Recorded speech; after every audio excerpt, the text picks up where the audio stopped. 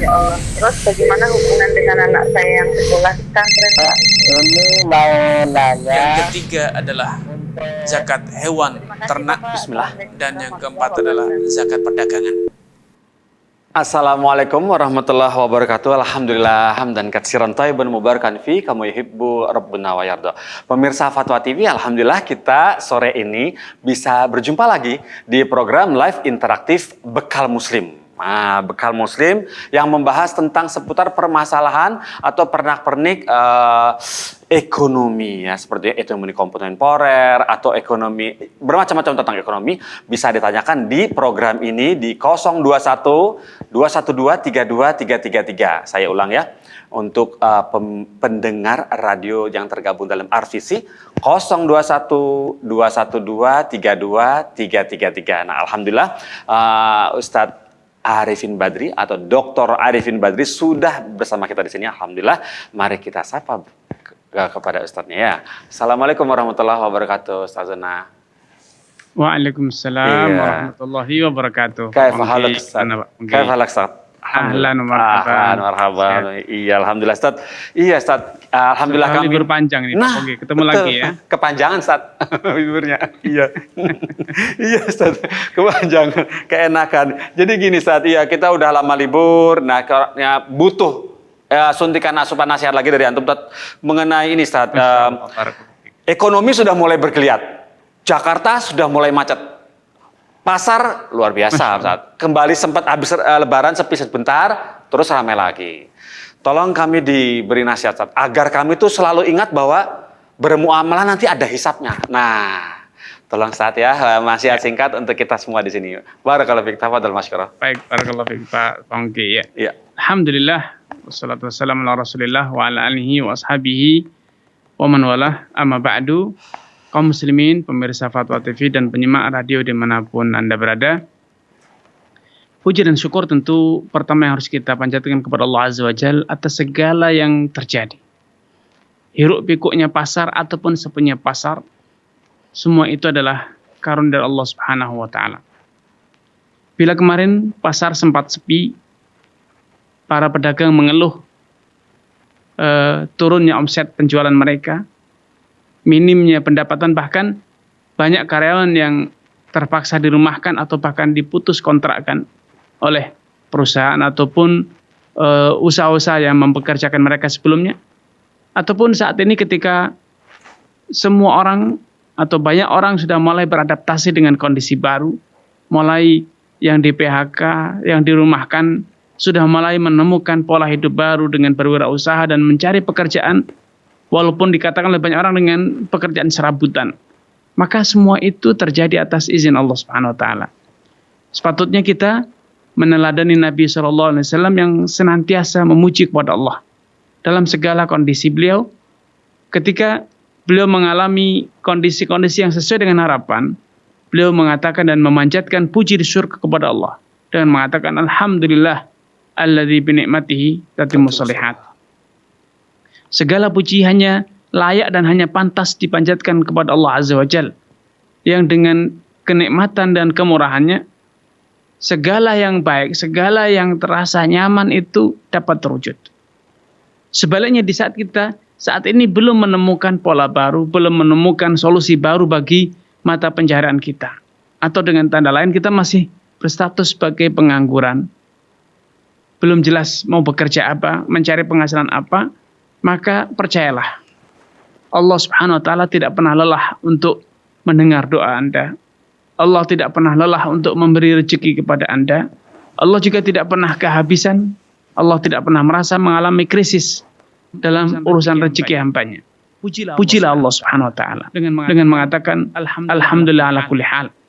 Apapun yang terjadi, seberat apapun kondisi yang harus aku jalani, maka hanya Allah yang patut dipuji karena ternyata kondisi yang sulit, krisis yang terjadi itu mendatangkan nikmat yang selama ini kita lupakan.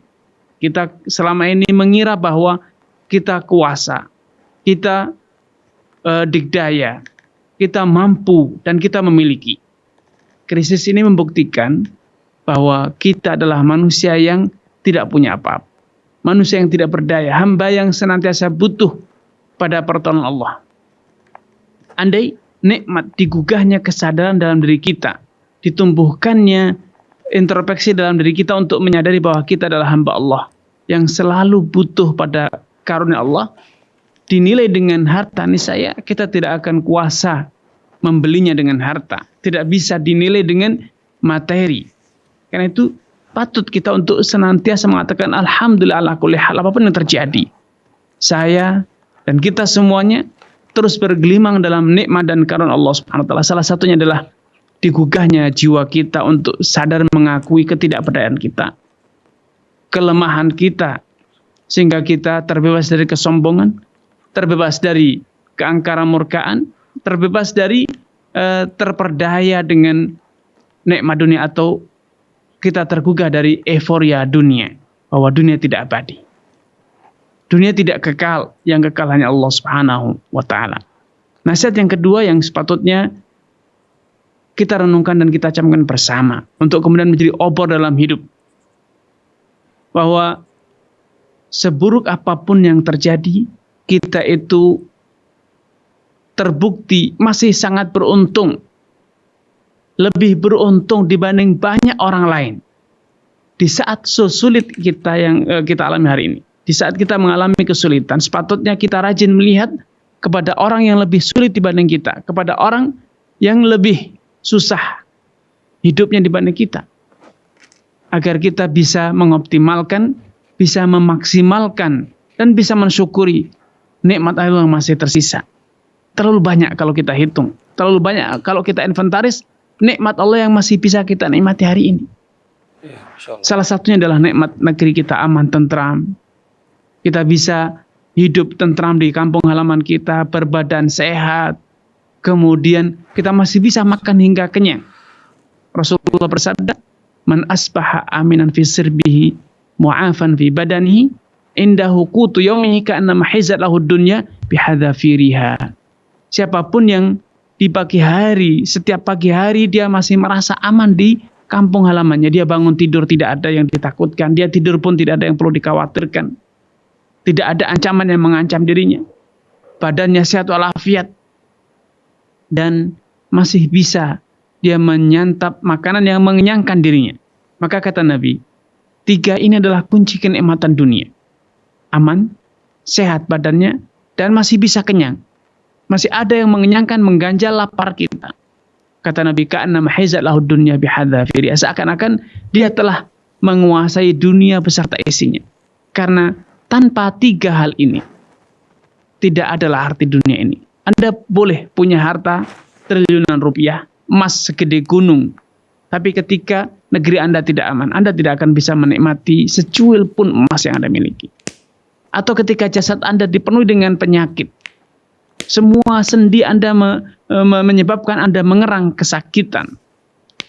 Setiap senti kulit Anda merasakan rasa pedih. Secantik apapun istri Anda, senikmat apapun hidangan Anda, seindah apapun istana Anda tidak akan bisa menikmatinya. Dan sebanyak apapun harta yang Anda miliki, setinggi apapun derajat yang Anda duduki, kalau Anda tidak menemukan makanan yang bisa mengganjal rasa perut Anda, rasa lapar perut Anda, maka semuanya tidak ada artinya. Akankah Anda makan batu, makan gedung, makan emas perak? Tentu tidak. Dan Anda hari ini masih memiliki 3 yang telah disebutkan di atas. Negeri aman, kampung halaman aman, tidur nyenyak, bangun pun tidak khawatir, badan Anda sehat walafiat, kemudian Anda masih bisa makan dengan kenyang. Walaupun bisa jadi hidangan yang Anda makan hari ini jauh kualitasnya dibanding hidangan yang Anda makan kemarin. Tidak masalah, tetapi Anda masih bisa makan kenyang. Maka Anda masih menggenggam simpul-simpul kekayaan dunia, simpul-simpul kenikmatan dunia. Poin ketiga yang menjadi nasihat saya pada kesempatan hari ini, bahwa seberat apapun derita kita di dunia ini, maka itu sekejap, itu sesaat dan sementara. Semua itu akan berlalu ketika Anda berhadapan dengan malakul maut. Semua itu akan terasa ringan ketika Anda menjejakkan kaki di pintu kematian dan saat itu Anda mendengar secara langsung kabar gembira dari para malaikat yang mengatakan kepada Anda, alla takhafu wa la tahzanu. Jangan kau takut, jangan kau khawatir, jangan kau gentar. Wa absyiru bil jannah, dan bergembiralah dengan surga yang telah Allah janjikan untukmu. Khotul iman, pemirsa Fatwa TV dimanapun Anda berada. Dunia, seindahnya dunia, senikmatnya dunia, maka tidaklah ada artinya dibanding dengan kehidupan akhirat. Senikmat-nikmatnya Anda hidup dunia, kalau ternyata harus berakhir di siksa neraka, maka Anda tidak akan pernah bisa mengenang, tidak akan pernah bisa merasakan nikmatnya dunia. Seburuk apapun hidup Anda di dunia, seberat apapun nasib perjalanan hidup Anda di dunia, kalau ternyata semua itu harus berakhir dengan surga, semua itu berakhir di pintu surga, maka Anda tidak akan lagi pernah mengingat kelamnya hidup dunia Anda. Yang ada hanyalah nikmat akhirat. Terlebih bagi orang yang beriman, nikmat yang paling nikmat, kedamaian yang paling damai, keberhasilan paling besar bagi dirinya adalah tatkala dia bisa mempertahankan imannya hingga akhir hayat. Tatkala dirinya selalu membasahi lisannya, selalu jiwanya dimakmurkan, diramaikan dengan nama-nama Allah. Ya. Maka sesempit apapun dunia dia akan tetap terasa lapang. Seberat apapun perjuangan hidup dia, semuanya akan terasa ringan. Sepedih apapun rasa sakit yang dia idap, maka semua itu sekejap akan sirna dan Anda akan hanyut dalam lautan indahnya iman. Berzikir kepada Allah. Ala bidzikrillahi tatma'innul qulub. Bukankah dengan senantiasa mengingat nama Allah, dengan senantiasa mentadaburi, menghayati, menyelami kandungan nama-nama Allah, jiwa manusia itu akan tentram? Ya, itulah kedamaian yang sejati.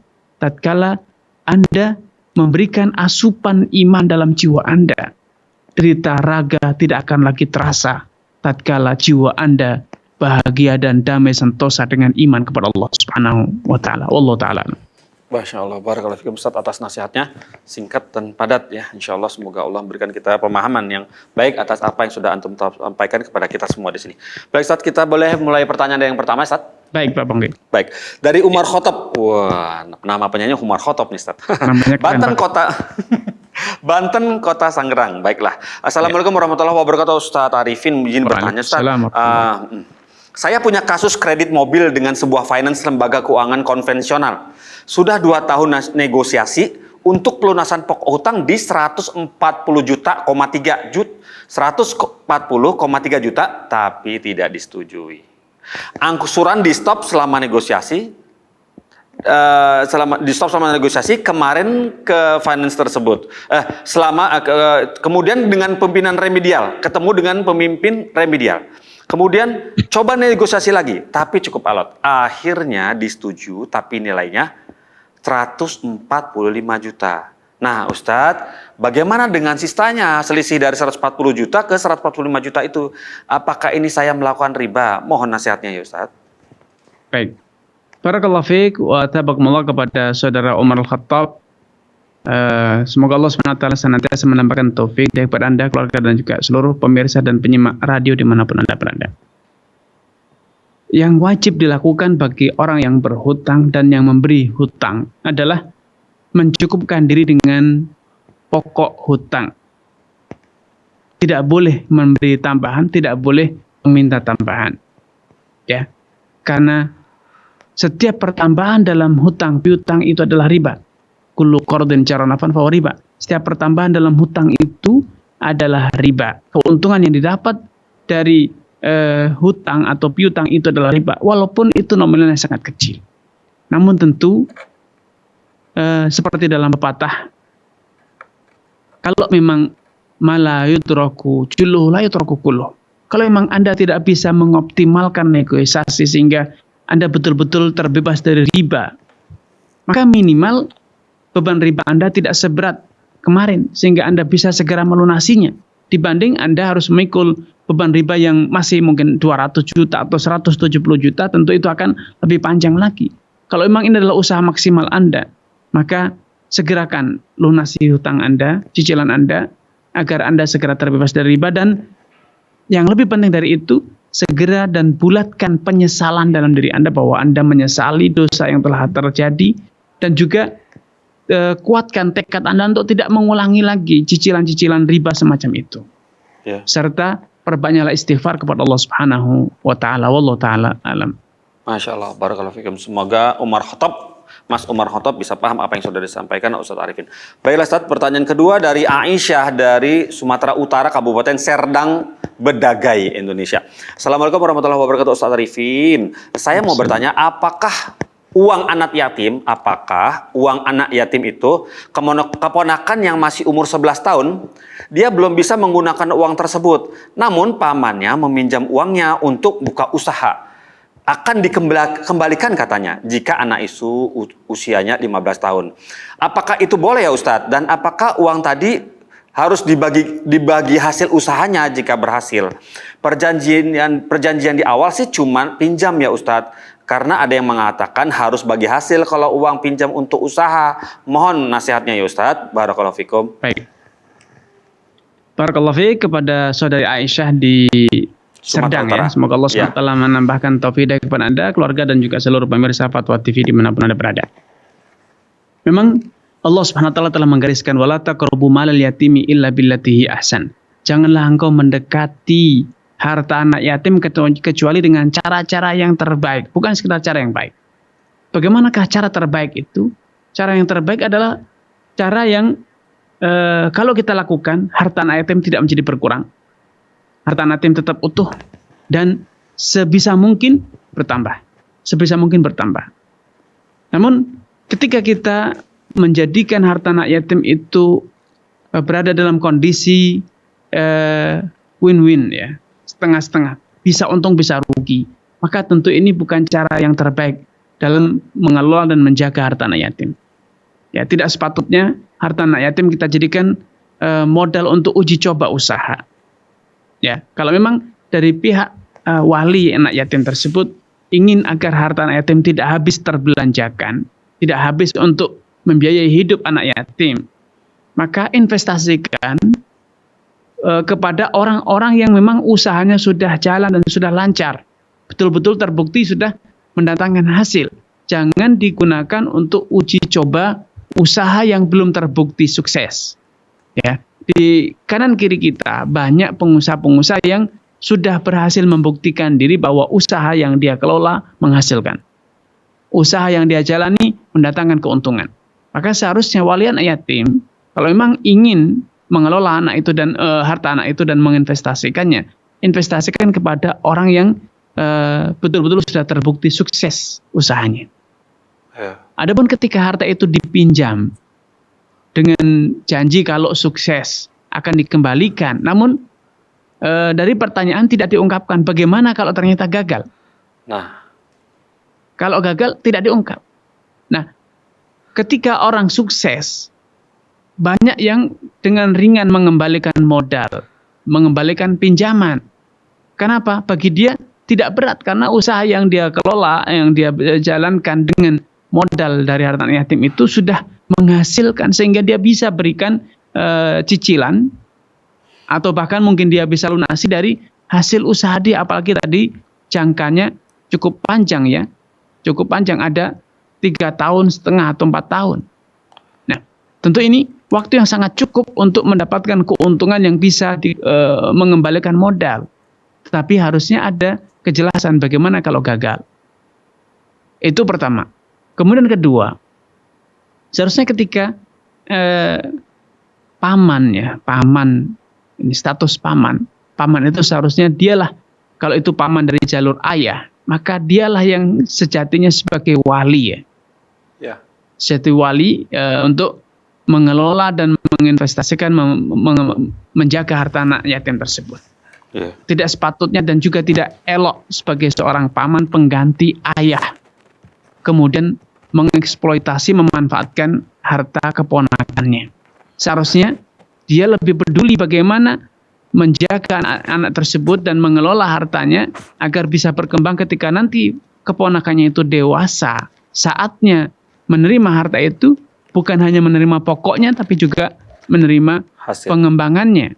Ya, hasil dari pengembangan modal tersebut sehingga anaknya nanti atau keponakan itu ketika memang sudah berkeluarga atau dewasa membutuhkan biaya hidup, dia mendapatkan penghasilan atau memiliki harta yang cukup untuk membutuhi kebiayaan hidupnya sehingga dia bisa hidup mandiri. Nah, karena ini sudah terlanjur, maka seharusnya ada jaminan. Jaminan kalau ternyata usahanya gagal, ada kepastian bahwa dana itu kembali. Walaupun kembali utuh tanpa pertambahan, ya, kembali utuh tanpa pertambahan.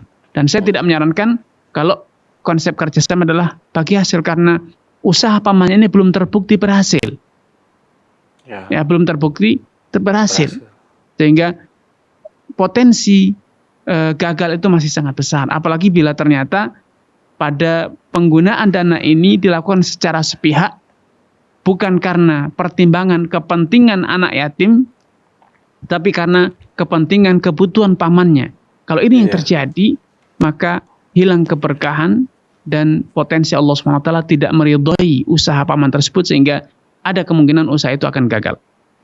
Karena usaha yang tidak diberkahi dan tidak diridhai Allah SWT, maka biasanya sulit untuk berkembang dan seringkali menemui jalan buntu. Wallahu ta'ala.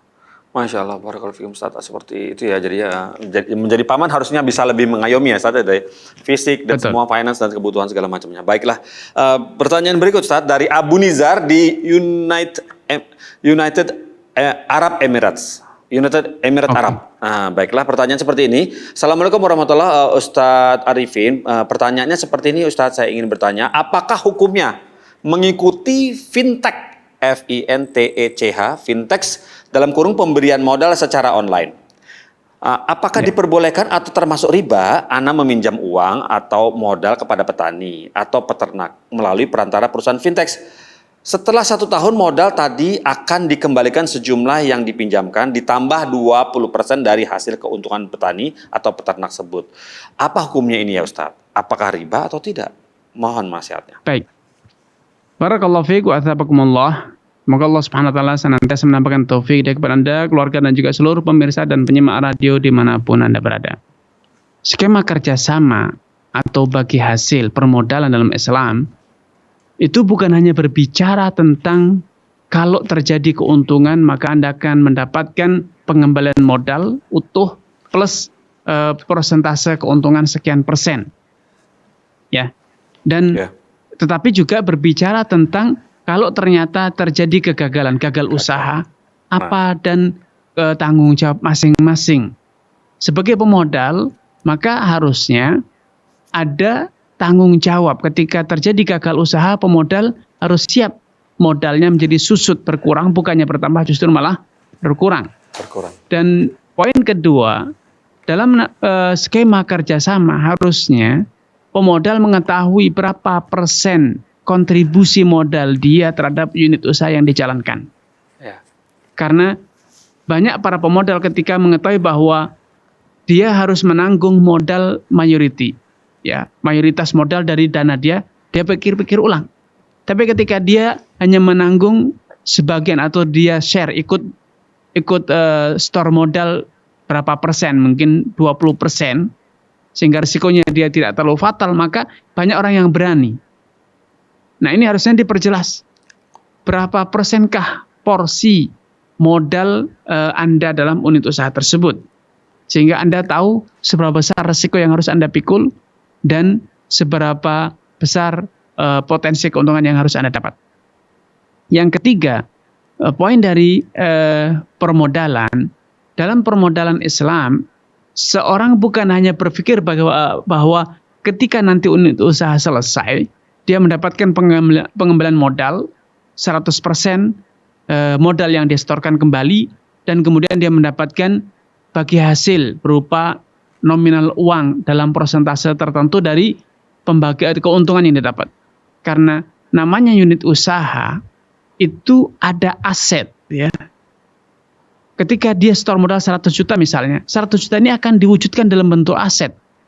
Kalau tadi misalnya pertanian, ya, bisa jadi uang itu dibelikan tanah, uang itu dibelikan alat-alat untuk pertanian, ya, mesin untuk menggarap ladang, mesin panen dan lain sebagainya. Nah, milik siapa mesin-mesin tersebut? Nah, kalau tanah, kemudian tanah itu milik siapa? Kalau itu digunakan untuk toko, misalnya membangun toko, di sana ada gedung yang dibangun, ada aset yang misalnya alat-alat produksi, alat-alat untuk display barang, itu menjadi hak siapa?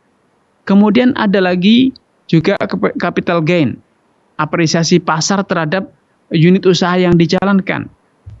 Memang toko itu dimodali dengan uang misalnya 100 juta. Tetapi ketika toko itu ternyata lancar, tentu nilai jual toko tersebut bukan hanya dilihat dari fisik tanahnya, fisik bangunan, dan fisik barang yang diperdagangkan, tetapi juga potensi keuntungan dalam jangka waktu tertentu ke depan.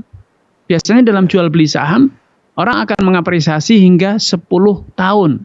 Ya, orang ketika membeli satu unit usaha, dia akan berpikir nilai appraisal nilai fisik perusahaan itu atau unit usaha itu dalam kondisi real hari ini nilainya misalnya 100 juta. Dan potensi keuntungan yang akan didapat selama 10 tahun mengelola toko itu sekian rupiah. Bahkan dalam konteks investasi modern, bukan sekedar keuntungan yang dilihat, tetapi perputaran uang selama 10 tahun ke depan. Itu dinilai. Sehingga capital gain, apresiasi pasar ini menjadi salah satu bagian keuntungan dari investor. Kita berbicara berbeda dengan pelaku usaha. Pelaku usahanya berbicara keuntungan real yang didapat. Pelaku usaha tidak punya hak atas capital gain, atas potensi keuntungan yang didapat dalam jangka waktu sekian tahun ke depan, ya, atau apresiasi pasar. Tentu kerjasama ini harus diluruskan terlebih dahulu sejauh mana hak dan kewajiban pemodal, pelaku usaha, dan kemudian berdasarkan itu juga kita berbicara tentang resiko usaha. Ya, jangan hanya bertanya. Ketika pertanyaannya hanya sekedar saya store modal 100 juta, saya dijanjikan nanti kalau ada keuntungan 20% dari keuntungan real, maka ini satu perjanjian yang masih belum sempurna, sehingga saya secara pribadi tidak bisa memberikan jawaban boleh ataupun tidak kerjasama tersebut. Karena ini pertanyaan ini belum menggambarkan satu praktek kerjasama yang utuh. Ya, itu bagikan saya hanya ditunjuki ekor, ya, ini ekor sapi atau ekor kerbau, maka akan sangat sulit untuk mengatakan itu ekor sapi atau ekor kerbau. Atau hanya ditunjukkan misalnya tanduk, apakah ini tanduk sapi atau tanduk kerbau, sangat sulit. Jadi harus ditunjukkan secara tuntas perjanjian kerjasama, ada potensi keuntungan, ada potensi kerugian, dan ada hak serta kewajiban masing-masing dari pihak-pihak yang terlibat dalam kerjasama tersebut. Wallahu ta'ala. Masya Allah, barakallahu fiik. Banyak juga ya Ustaz ya, variabel-variabel yang menjadi pertimbangan ya Ustaz ya, Masya Allah. Karena bisa terjebak dengan riba juga. Permodalan, betul, iya, betul Pak. Betul, syirkah ya, Masya Allah, barakallahu fiik. Seringkali para saudara-saudara ketika menjalani kerjasama permodalan, seringkali perjanjian itu terlalu global. Pokoknya nanti kalau untung Anda mendapatkan keuntungan sekian persen dari keuntungan bersih, ya. Manis ya. Kemudian manis nanti kalau rugi ya share kerugian sesuai dengan komposisi modal. Tetapi kepemilikan unit usaha tidak dibicarakan. Kemudian capital gain tadi, apresiasi pasar terhadap unit usaha yang dibangun itu tidak disepakati. Akhirnya yang terjadi ketika unit usaha sukses, pengelola ataupun pengembang setelah berhasil mengumpulkan tabungan sejumlah modal yang pernah dia ambil, dia berlaku lancang, mengembalikan ini modal Anda 100%, saya kembalikan seutuhnya, kemudian unit usaha ini secara utuh sekarang sudah menjadi milik saya. Ini adalah praktek perampokan yang luar biasa. Seharusnya yang angkat kaki itu adalah pengelola. Sehingga pemodal harus berhak berkata, share Anda bagi keuntungan Anda tahun ini saya berikan sesuai dengan yang disepakati. Keuntungan kita 500 juta, Anda mendapatkan keuntungan misalnya separuhnya 250 juta, silahkan angkat kaki, kita tidak lagi perpanjang kontrak ya. Dan unit saya ini sekarang akan saya kelola sendiri. Itu adalah kewenangan dari pemodal. Karena pengelola itu dalam konteks perusahaan modern disebut dengan direksi. Iya, betul. Ya, mereka jajaran direksi yang bisa dibongkar pasang kapan saja sesuai dengan Manajer. kesepakatan jajaran komisaris. Oh, iya. Tetapi direksi tidak ada sejarahnya mengusir komisaris. Komisaris. Yang memecat Iya. itu adalah komisaris memecat direksi, Komisaris. bukan sebaliknya direksi memecat komisaris. Ini Kewalik. praktek-praktek perjanjian kerjasama di perjanjiannya amatir ya. Amatir ya. Ini seringkali terjadi semacam itu. Komisaris dikeluarkan dari perusahaan oleh direksi. Ini satu tindakan yang lucu sekali ya. Yahudi pun tidak akan berbuat seperti itu. Berarti lebih parah dari Yahudi. Masya Allah, barakallahu fiikum Ustaz. Praktek ini karena kebodohannya, bukan karena mereka lebih parah dari Yahudi, karena kebodohan tentang hukum akhirnya nafsu itu tidak kenal agama ya. Nafsu itu tidak kenal agama. Nafsu tidak kenal ya, tidak suku, agama, warna kulit. Baiklah. Pertanyaan berikut, ternyata ada telepon. Bagaimana teman? Masih ada telepon mengantri? Telepon ya. Baik, kita angkat dulu teleponnya. Assalamualaikum Fatwa TV. Assalamualaikum. Ya. Waalaikumsalam warahmatullahi wabarakatuh. Ya, Bapak Arul di Riau. Silakan Pak Arul. Assalamualaikum Ustaz. Waalaikumsalam warahmatullahi wabarakatuh. Silakan Pak Arul. Izin bertanya tentang jual beli online Ustaz. Jadi dari beberapa sumber yang Anda lihat itu, syarat sahnya COD itu adalah akadnya itu terjadi pada saat barang itu sampai dan adanya opsi pilihan atau hak hiar. Nah, jadi karena kota Anda dengan kota penjualnya itu jauh, dikirimnya melalui kurir ekspedisi. Jadi pertanyaan Anda Ustaz, apakah pada saat kurir itu sampai lalu Anda bayar, apakah itu sudah termasuk akad? Dan yang kedua, bagaimana ternyata jika kurir yang mengantar itu di ketentuan penggunaannya tertulis bahwa barang yang sudah sampai tidak bisa dikembalikan lagi? Jazakallahu khairan Ustaz atas jawabannya. Ya. Assalamualaikum warahmatullahi wabarakatuh. Waalaikumsalam warahmatullahi wabarakatuh. Waalaikumsalam warahmatullahi wabarakatuh. Baik, barakallahu fiik Pak Arul di Riau ya atas kebersamaannya. Semoga Allah SWT menambahkan taufik kepada Anda, keluarga dan juga seluruh pemirsa dan penyimak radio dimanapun Anda berada. Amin. Dalam literasi ilmu fikih yang namanya akad itu ijab dan qabul. Dalam pernikahan, kalau wali sudah mengatakan saya nikahkan engkau, kemudian si laki-laki mengatakan qabiltu, itulah namanya akad. Walaupun si gadisnya itu ya, akad terjadi di Jakarta, bapak dan si laki-laki ini ketemu di Jakarta, sedangkan si gadisnya ada di Surabaya. Ya. Mas kawinnya bisa jadi nanti ketika COD ya, ketika sudah ketemu dengan gadis baru diserahkan mas kawinnya. Cash on delivery gitu. Jadi kalau sudah ketemu dengan pengantinnya baru diserahkan mas kawinnya. Tapi yang harus dipahami, akad itu adalah komitmen. Adanya pernyataan ijab dan qabul itu namanya akad. Nah, ketika Anda sudah melakukan kesepakatan, saya beli emas 1 gram, 10 gram by phone ya. Saya telepon Pak, misalnya Pak Pongki, Anda di Jakarta, saya beli emas Anda perhiasan yang sudah di-display di marketplace atau di medsos atau di website. Saya pilih nomor seri A misalnya yang model ini, saya beli pada Anda, tolong dikirimkan, nanti saya akan bayar ketika barang sampai COD. Ya sepakat, oke. Transaksi ini sudah terjadi.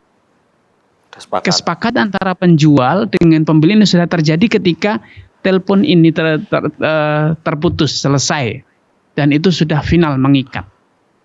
Nah, adapun COD, cash on delivery itu hanya sistem pembayaran saja. Seperti tadi, serah terima mas kawin dilakukan nanti ketika sudah ketemu dengan pengantinnya. Ini hanya sekedar serah terima saja, tetapi akadnya sudah terjadi jauh-jauh hari.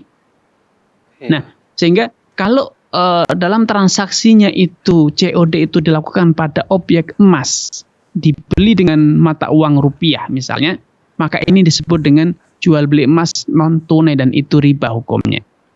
Itu haram. Karena syarat jual beli emas dengan mata uang itu harus tunai. Terjadi serah terima fisik emas dan serah terima fisik uang di saat transaksi. Ya, makanya sangat sulit untuk bisa melakukan transaksi emas dengan pembayaran COD, ya, kecuali penjual betul-betul mengirimkan emasnya terlebih dahulu bersama kurir. Nih, karyawan saya mau datang ke Jember Ustadz misalnya, dia akan bawa emas yang mungkin cocok sesuai dengan harapan. Oke, saya bisa batal. Kalau memang cocok ya silakan beli, nggak cocok ya nggak apa-apa. Karyawan saya akan pulang dengan biaya dari saya sendiri. Nah, ketika itu terjadi, maka ini bukan lagi transaksi secara online, transaksinya adalah secara offline. Karena transaksinya antara karyawan Pak Pongki dengan saya di Jember sini nanti ketika karyawan sudah datang atau perwakilannya datang. Nah, ini transaksinya tidak lagi secara online tetapi secara offline karena transaksinya antara wakil karyawan dengan saya sebagai konsumen.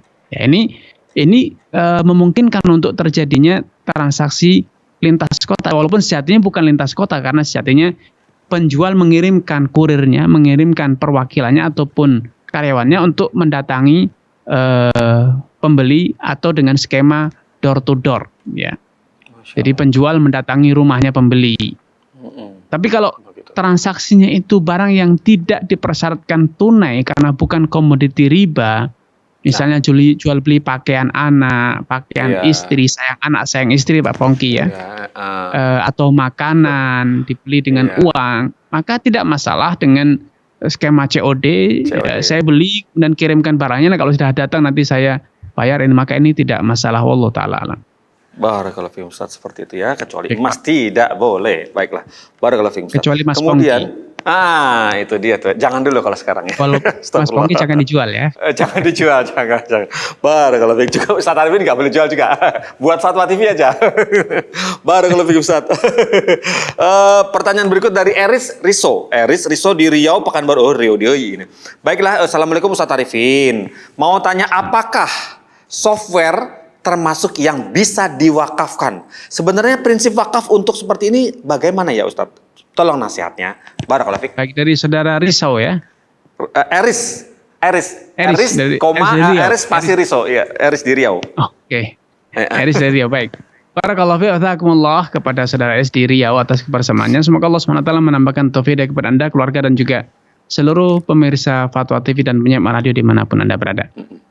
Di kalangan para ahli fikih terjadi kontroversi tentang wakaf. Mayoritas ulama mengatakan wakaf itu syaratnya harus ada fisik barangnya yang memiliki kegunaan. Karena wakaf itu harus ada dua unsur, ada fisik barang dan ada kegunaan barang. Adapun kegunaan barang saja yang diwakafkan, misalnya hak sewa, hak guna barang misalnya, maka menurut mayoritas ulama dikatakan tidak boleh. Karena kalau hanya kegunaan berarti penggunaannya terbatas dengan waktu, ketika masa sewanya berakhir maka barang akan dikembalikan kepada pemiliknya dan wakaf gugur dengan hal itu, maka tidak sah menurut mayoritas ulama. Tetapi pendapat yang lebih kuat dalam hal ini bahwa wakaf itu boleh sampai pun dalam hal-hal yang bersifat hak guna seperti hak guna bangunan. Seperti halnya kita punya rumah susun. Rumah susun, kepemilikan kita pada rumah susun tersebut itu bukan permanen ya, hanya selama umur bangunan tersebut. Masih layak digunakan misalnya 30 tahun, 40 tahun, 50 tahun, dan selanjutnya kepemilikan kita atas rumah susun tersebut akan hilang ketika rumah itu dinyatakan tidak lagi layak untuk dihuni. Sehingga rumah itu akan dihancurkan dan dibangun ulang. Walaupun penghuni lama memiliki hak prioritas untuk membeli kembali salah satu unit di rumah susun tersebut. Nah, tetapi secara tinjauan dalil, tidak ada dalil yang tegas melarang kita mewakafkan hak guna bangunan. ataupun hak guna atau hak kelola lahan misalnya. Itu sah-sah saja kita wakafkan. Tidak ada dalil yang melarang. Demikian pula halnya ketika kita memiliki kekayaan yang bersifat non-materi, seperti kekayaan intelektual, hak paten, desain grafis misalnya, atau nama suatu unit usaha, merek dagang misalnya, termasuk juga program atau aplikasi komputer yang itu memiliki kemanfaatan dan kegunaan yang bisa dikomersialkan. Secara tinjauan dalil boleh, karena Rasulullah Shallallahu Alaihi Wasallam mengklasifikasikan wakaf itu sebagai turunan sedekah. Idza mata ibnu Adam inqata amalu illa min thalat.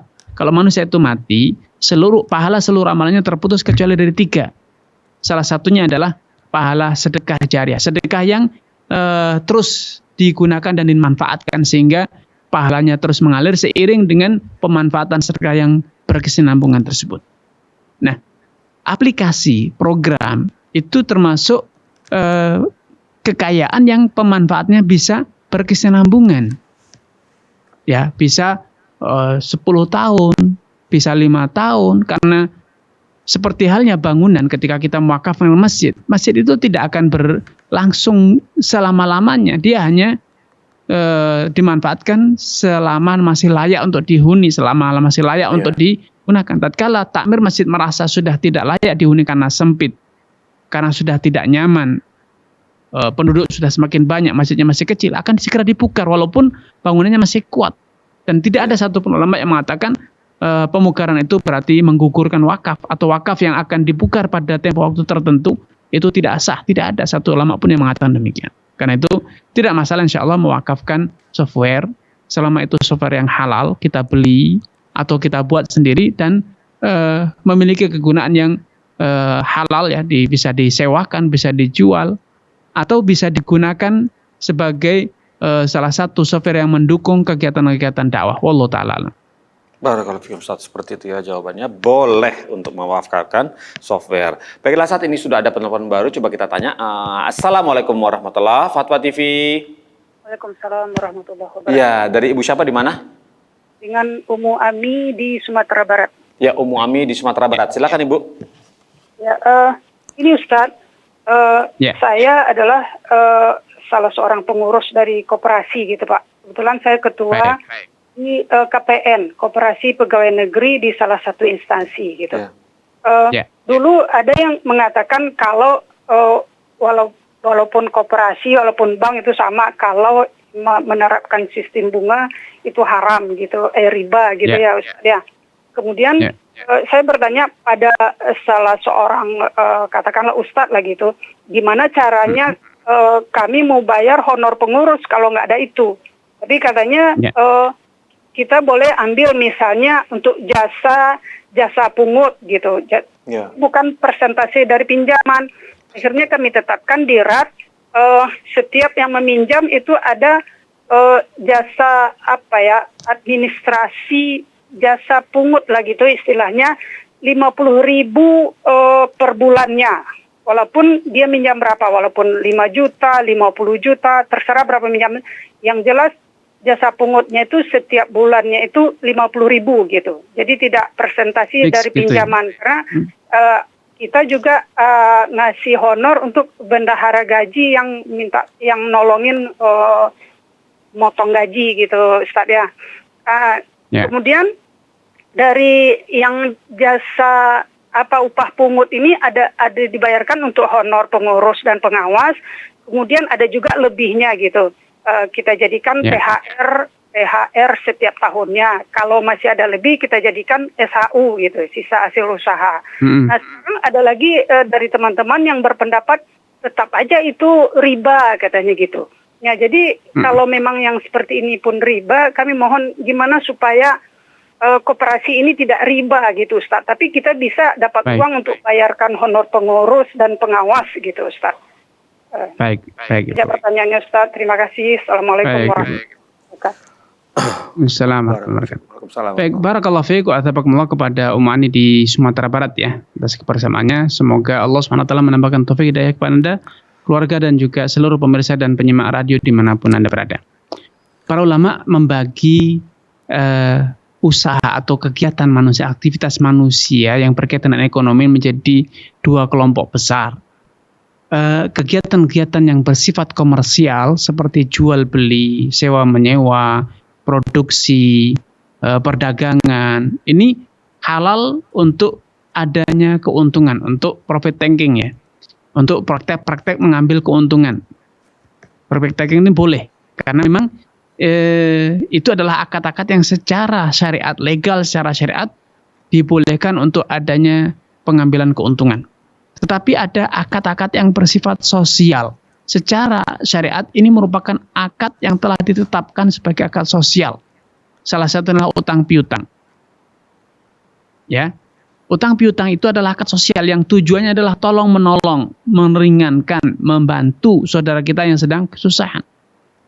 Maka tentu tidak elok ketika saudara kita sedang kesusahan kemudian kita berkedok nolong, ngutangi, minjami, tapi ternyata kita mengambil keuntungan dengan adanya persentase tertentu atau pertambahan nilai, sehingga akhirnya kita mencari keuntungan dari derita saudara kita, dari kesusahan saudara kita. Nah, kalau kita berbicara tentang koperasi, maka idealnya koperasi itu memiliki unit usaha atau memiliki usaha-usaha yang dijalankan untuk mendapatkan profit, keuntungan. Misalnya mengkreditkan barang kepada anggota, siapapun anggota yang membeli barang dengan pembayaran dicicil, maka dia akan memberikan keuntungan ya. Pokok pengadaan barang misalnya beras 5 kilo per bulan ya, misalnya kredit kepada koperasi atau beli nilai pengadaannya 50.000 dijual menjadi 60.000 misalnya, itu halal. Ini adalah keuntungan dari jual beli. Tetapi ketika prakteknya itu hanya sekedar simpan pinjam uang, maka ini tidak ada cara untuk terbebas dari riba. Makanya solusinya koperasi pegawai ini harus punya unit usaha yang mendatangkan keuntungan. Ya, belilah barang-barang yang dikreditkan kepada anggota di akhir bulan, mereka potong gaji pembayarannya, kredit otomotif dan lain sebagainya, sehingga akan ada profit yang didapat. Sehingga tidak ada opsi untuk misalnya pengambilan riba, karena siapapun yang berutang uang maka dia kembalikan utuh seperti sedia kala, utang 10 juta kembali 10 juta tanpa ada potongan sedikit pun. Nah, untuk membiayai operasional koperasi, maka koperasi membuka usaha jual beli barang, mengkreditkan barang, yang tentu saya yakin di instansi manapun ketika instansi itu atau koperasi karyawan, asosiasi karyawan itu mengadakan pengadaan barang, membuka kredit barang, akan banyak dari karyawan yang siap ya, dan bahkan berterima kasih kalau kantor memberikan cicilan dalam pengadaan barang, dalam pengadaan kebutuhan rumah tangga ataupun otomotif atau elektronik yang seringkali dibutuhkan oleh anggota. Sehingga dari keuntungan usaha inilah kemudian gaji karyawan, bendahara, sekretaris, pengawas dan lain sebagainya itu didapat. Wallahu taala alam. Barakallahu fiik, seperti itu ya. Semoga Ibu dari Sumatera Barat tadi bisa paham apa yang sudah disampaikan Ustadz Arifin. Baiklah Ustadz, kita masuk ke pertanyaan berikut Ustadz. Dari Yunita di Jawa Barat, Kabupaten Bekasi Ustadz. Assalamualaikum Ustadz Arifin, bismillah. Saya mau bertanya Ustadz, beli rumah dibayar dengan 400 gram emas LM Antam. Tahun depan, apakah ini halal ya Ustadz? Rumah akan bisa terimakan ke pembeli saat ini. Pembayaran diterima 1 tahun kemudian dalam bentuk emas. Mohon nasihatnya, jazakallahu khair. Ya. Barakallahu fiik wa athabakumullah kepada saudari Yunita atas kebersamaannya. Semoga Allah SWT menambahkan taufik kepada Anda, keluarga dan juga seluruh pemirsa dan penyimak radio dimanapun Anda berada. Pembelian rumah dengan uang atau dengan emas atau dengan apapun itu halal, karena itu bukan termasuk komoditi riba. Ya, asalkan ada transparansi nilai dan hak serta tanggung jawab. Kalau tadi dikatakan rumah akan diserah terimakan hari ini, maka berarti rumahnya sudah jelas wujudnya, kualitas bangunannya, modelnya dan semuanya. Posisi rumah tersebut di mana, semuanya sudah jelas, ya. Kedua, masalah pembayaran, bahwa akan dibayar dengan sejumlah emas, sekian gram emas. Misalnya 200 gram emas yang dibayarkan dengan kriteria emas tersebut adalah emas kualitas 1, yaitu emas murni, terbitan Antam 24 karat, seberat misalnya 200 gram emas, maka ini adalah transaksi yang halal dan tidak masalah. Satu yang perlu dicatat, tidak boleh ada denda keterlambatan. Nah, Kalau ada denda keterlambatan, maka itu adalah riba. Wallahu ta'ala a'lam. barakallahu fikum Ustaz, seperti itu ya. Jawabannya boleh, baiklah. Pertanyaan dari Ana Ustaz berikutnya. Pertanyaan dari Ana, Kabupaten Sumedang. Assalamualaikum Ustaz Arifin. Bukan Mau anak Pak bertanya. Pongki ya. Anaknya Pak Ongki bukan. Bukan anak saya bukan.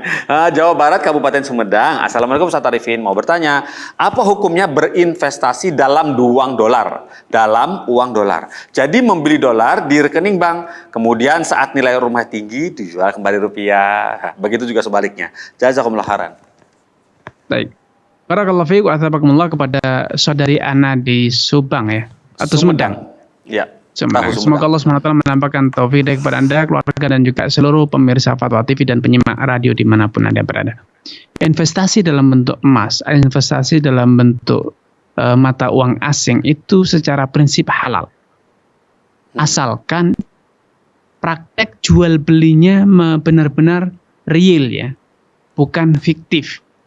Betul-betul terjadi serah terima fisik uangnya, atau terjadi transfer uangnya, bukan sekedar asumsi ya di pagi hari pembelian, kemudian di sore hari penutupan, tapi tidak terjadi transfer fisik. Misalnya hari ini saudari Ana di pagi hari beli misalnya $1.000 dengan kurs rupiah terhadap dolar misalnya 14.000, maka pagi ini ketika transaksi saudari Ana langsung transfer 14 juta ke penjual, dan penjual transfer $1.000 ke rekening saudari Ana. Ini halal.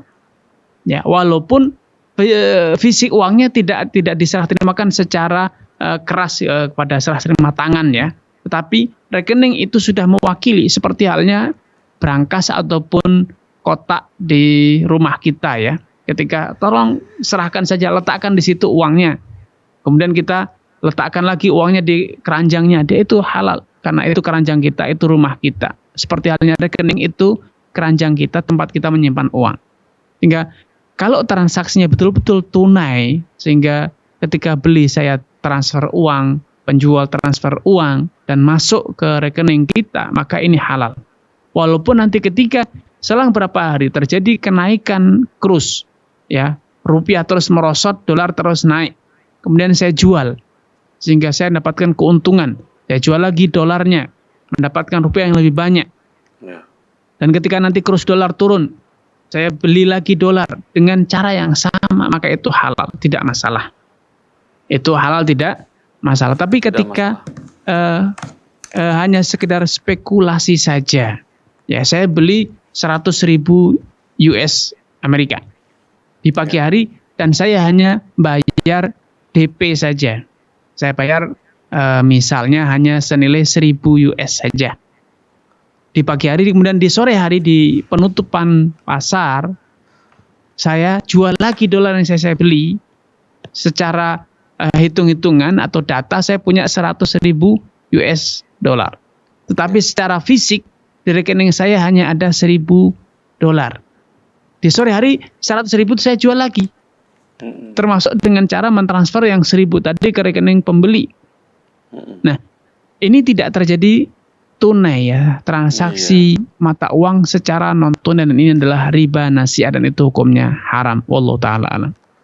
Masya Allah, barakallahu fikum Ustaz, seperti itu ya. Jadi hati-hati ya Ustaz, antara perolehan uang seperti di bursa, itu seperti di bursa ya Ustaz ya, seperti itu ya. Jadi hanya angka aja yang berubah, tapi uangnya nggak masuk kantong, nggak masuk ke.